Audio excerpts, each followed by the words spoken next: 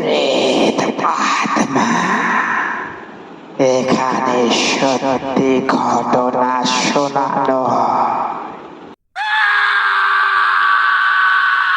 Hello friends, আশা করি সবাই খুব ভালো আছো। আমি বাবান চলে এসেছি তোমাদের সাথে প্রেত আত্মার কিছু সত্য ঘটনা শেয়ার করতে। আজকে তোমাদেরকে আমি শোনাতে চলেছি একটি সত্য ঘটনা।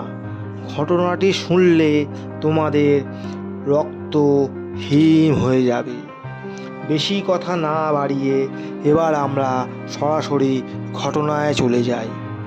ঘটনাটি ঘটেছিল আমার এক ফ্রেন্ডের দিদার সাথে, যেটা আজ থেকে প্রায় 20 বছর আগের ঘটনা। আমার ফ্রেন্ডের দিদার বাড়ি ছিল একটি ছোট্ট গ্রামে। সেই জায়গার নাম উল্লেখ করতে আমার সেই বন্ধু বারণ করেছে। তো ঘটনায় চলে যাচ্ছি। এক বর্ষার রাত, প্রচণ্ড বৃষ্টি হচ্ছে। তখন রাত ঠিক 10টা মতো হবে। গ্রামের সাইড, চারিদিকে খুবই অন্ধকার। সেই সময়কালে কোনো কারেন্টের ব্যবস্থা ছিল না।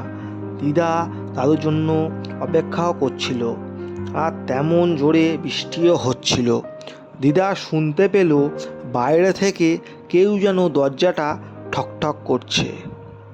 দিদা বাইরে বেরিয়ে দেখে কেউ তো কোথাও নেই। দিদা ভেবেছিল দাদু এসেছে হয়তো, কিন্তু কোথায় দাদু? কেউ তো নেই।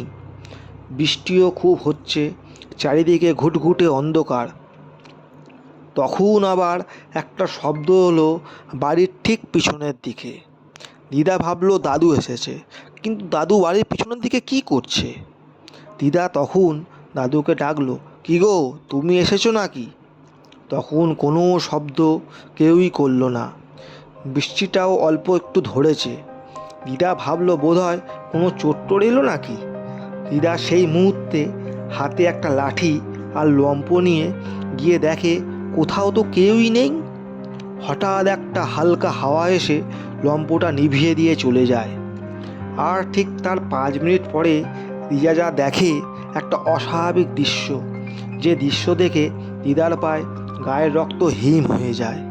দিদা দেখলো সামনে একটা জামরুল গাছের নিচে একটা সাদা কাপড়ে ঢাকা ছায়ামূর্তি দাঁড়িয়ে আছে, যেটা প্রায় দিদার থেকে 15 থেকে 16 হাত দূরে। দিদা সেই মুহূর্তে হাতে যে লাঠিটা ছিল সেইটা সেই ছায়ামূর্তির দিকে ছুঁড়ে মারে, কিন্তু ছায়ামূর্তিটি সেরকমই দাঁড়িয়ে থাকে। হঠাৎ করে সেই ছায়ামূর্তিটি দিদার দিকে আস্তে আস্তে এগোতে থাকে। দিদা স্পষ্ট দেখল সেই ছায়ামূর্তির কোনো চোখ মুখ কিছুই নেই, শুধু সাদা কাপড়ে ঢাকা। সেই দেখে দিদা অজ্ঞান হয়ে পড়ে যায়। দিদা যখন জ্ঞান ফেরে তখন দেখে দাদু চলে এসেছে।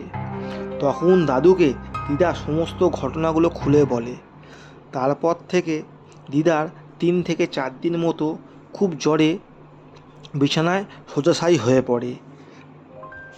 কোনো ওষুধপালা খেয়েও কোনো ঠিকঠাক হচ্ছিল না। তখন দাদু একটা ওঝাকে ডেকে নিয়ে আসে, মানে গুণিন। জলপোড়া দিয়ে দিদার শরীর সুস্থ করে দেয় ওঝা। তারপর থেকে দাদু আর কোনো দিন রাত করে বাড়ি ফিরত না। আজ অবধি সেই ছায়ামূর্তিকে কে ছিল সেটা কেউই জানে না।